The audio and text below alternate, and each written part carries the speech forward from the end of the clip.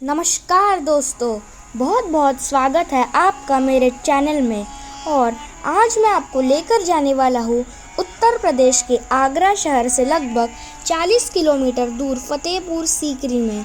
करीब 14 सालों तक मुग़ल साम्राज्य की राजधानी रहने वाला यह शहर न सिर्फ बादशाह अकबर की जीत की निशानी है, बल्कि वो जगह है जहाँ पर सूफी संत सलीम चिश्ती से दुआ मांगने के बाद उनकी हिंदू रानी जोधाबाई से एक संतान हुआ था, जिसका नाम था जहांगीर।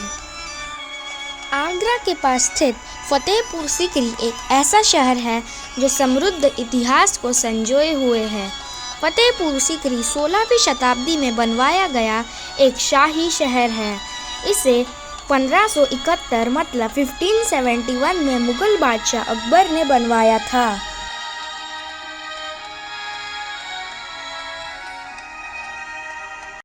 तो दोस्तों, अब हम आ पहुँचे हैं फतेहपुर सीकरी फोर्ट। ये जो आप पूरा मैदान देख रहे हैं, इसे कहते हैं दीवाने आम।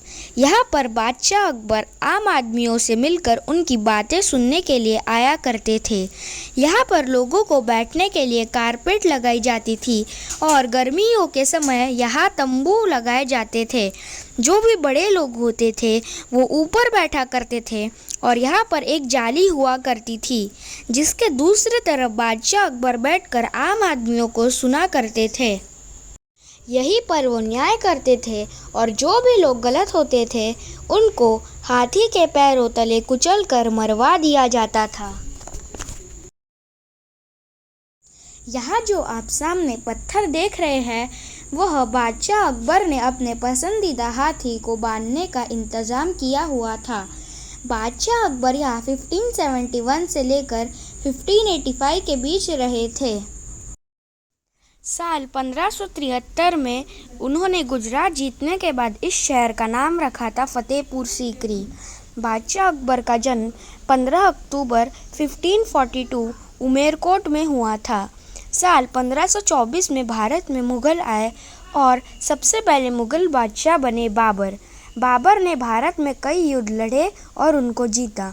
उनकी मृत्यु होने के बाद उन्होंने अपने 4 बच्चों को अलग अलग हिस्से सौंपे और उनके बेटे हुमायूं के हिस्से में आया था हिंदुस्तान। फिर साल 1556 में हुमायूं की मृत्यु होने के बाद उनके बेटे अकबर को मात्र 14 साल की उम्र में बादशाह बनाया गया। इस लाल पत्थर के इमारत को बोला जाता है दीवाने खास। यह अकबर के समय का कॉन्फ्रेंस हॉल हुआ करता था और बादशाह अकबर अपने 9 मिनिस्टर्स के साथ बैठकर यहाँ पर मीटिंग किया करते थे। अभी हम आ पहुँचे हैं दीवाने खास के अंदर। ये जो पिलर आप देख रहे हैं, इसमें अकबर ने 7 अलग अलग धर्मों के चीज़ों को उतारा है। यहाँ पर ऊपर में बीच वाले हिस्से में अकबर बैठा करते थे और आपको जो चारों साइड बालकनी दिख रही है, यहाँ पर उनके नवरत्न बैठा करते थे। अकबर अपने धर्मनिरपेक्ष दृष्टिकोण से इस समय से बहुत आगे के व्यक्ति थे। वह इस्लाम के अलावा अन्य धर्मों के बारे में जानने में रुचि रखते थे और विभिन्न धर्मों से संबंधित विद्वानों को धार्मिक चर्चा करने के लिए आमंत्रित करते थे।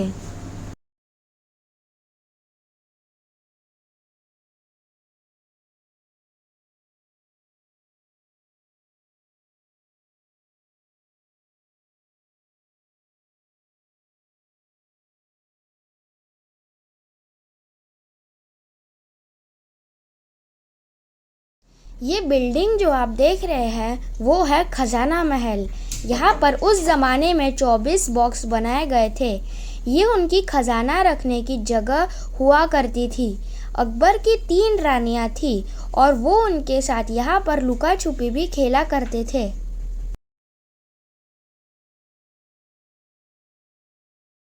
ये खाली जगह जो आप देख रहे हैं, यहाँ पर बादशाह अकबर चौसर खेला करते थे।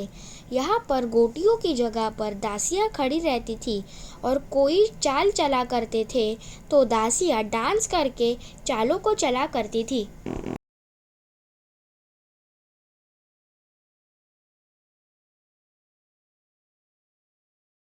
ये जो सामने में 5 मंजिल की इमारत देख रहे हैं वो है पंचमहल। इस ज़माने में बिजली तो थी नहीं, तो अकबर ने गर्मी से बचने के लिए ये महल बनवाया था। तो बादशाह और बेगम सबसे ऊपर वाले फ्लोर पर जाके बैठ जाते थे और ठंडी हवा का आनंद लेते थे।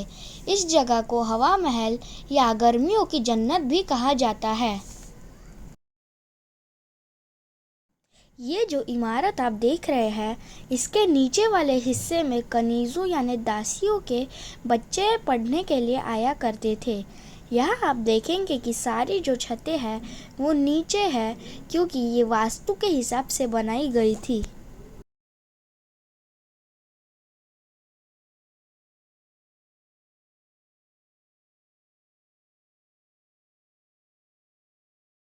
ये है अनूप तालाब।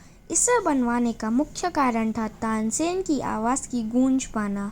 ऐसा कहा जाता है कि यहाँ जब तानसेन मल्हार राग गाते थे तो बारिश आ जाती थी, और जब दीपक राग गाते थे तो दीपक जल जाते थे। इस एरिया को चार चमन भी कहा जाता है। यह इसलिए कहा जाता है क्योंकि बीच वाली जगह जो आप देख रहे हैं, वहाँ जाने के लिए 4 रास्ते बने हुए हैं और किसी भी रास्ते से वहाँ पर पहुँचा जा सकता है। और आप अभी ये जो महल देख रहे हैं वो है शीश महल, जो कि बादशाह अकबर की मुस्लिम बीवी रुकैया बेगम का था। यहाँ पर रंग बिरंगे शीशे और बहुत ही महंगे हीरे लगे हुए थे। यहाँ पर जो महंगे हीरे जवाहरात लगे थे वो ब्रिटिशर्स लूट कर ले गए।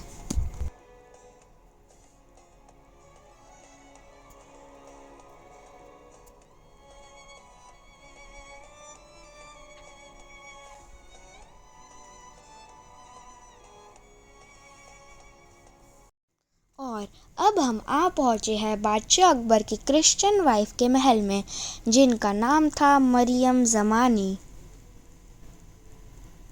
उन्हें पेंटिंग बहुत पसंद थी, इसलिए यहाँ पर हर दीवार पर आपको अलग अलग प्रकार की पेंटिंग्स दिखाई देंगी।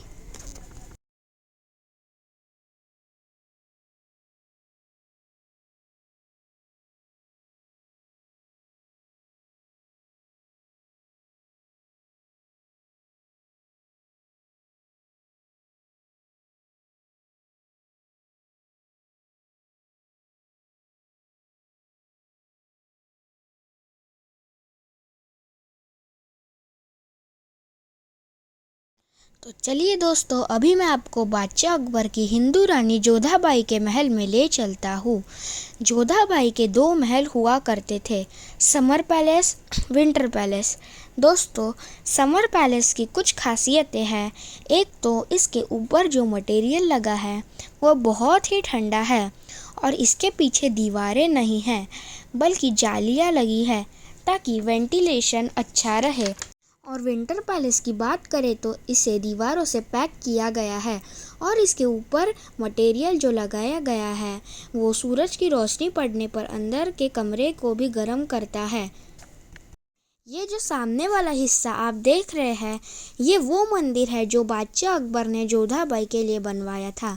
यह सामने में कृष्ण भगवान की बहुत बड़ी मूर्ति हुआ करती थी, और ये जो छोटे छोटे खाने बने हुए हैं इनमें अन्य भगवान की मूर्तियाँ हुई करती थी।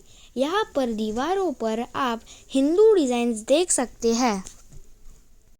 दोस्तों, ये महल इतने सुंदर है कि आप बस इसे देखते ही रहते हो।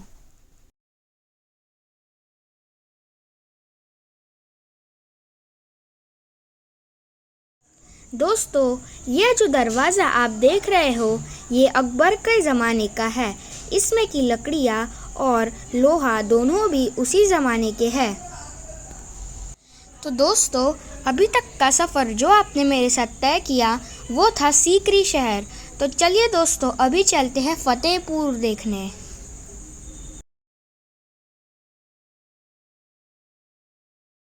तो दोस्तों, ये जो लाल इमारत आप देख रहे हैं ये है बुलंद दरवाज़ा। तो चलिए दोस्तों, अभी एंट्री करते हैं फतेहपुर में।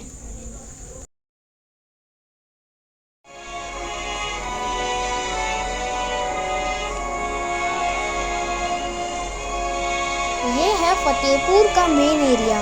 इसे बोलते हैं दरगाह कॉम्प्लेक्स। यहाँ का सबसे इम्पोर्टेंट पॉइंट है सलीम चिश्ती साहब का ये दरगाह। वैसे बाबा ने बादशाह अकबर के बेटे का नाम रखा था सलीम, जिसे बादशाह ने बदल कर जहांगीर कर दिया। ऐसा माना जाता है कि यहाँ कोई मन्नत मांगने के लिए धागा बांधता है तो उसकी दुआ कबूल हो जाती है।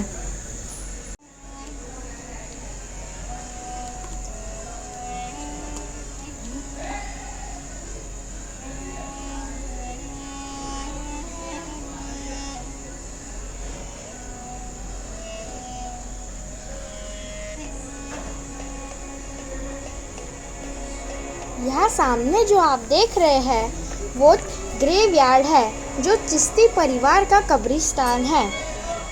ऊपर में आपको जो छोटी छोटी बुर्जियाँ दिख रही है, यहाँ पे मशालें जलाई जाती है जब चिश्ती साहब का जन्मदिन रहता है। यहाँ पर आप देखेंगे हौज बना हुआ है और जो लोग नमाज पढ़ने जाते हैं वो अपने हाथ पैर धोकर नमाज पढ़ने जाते हैं। और अभी आप ये जो बिल्डिंग देख रहे हैं वो है जामा मस्जिद।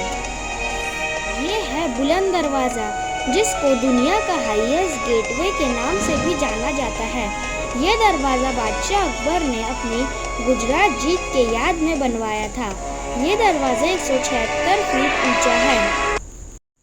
तो दोस्तों, ये था फतेहपुर सीकरी का सफ़र। अगर आपको मेरा ये वीडियो पसंद आए तो इसे लाइक, शेयर और सब्सक्राइब ज़रूर कीजिएगा। Thank you, bye.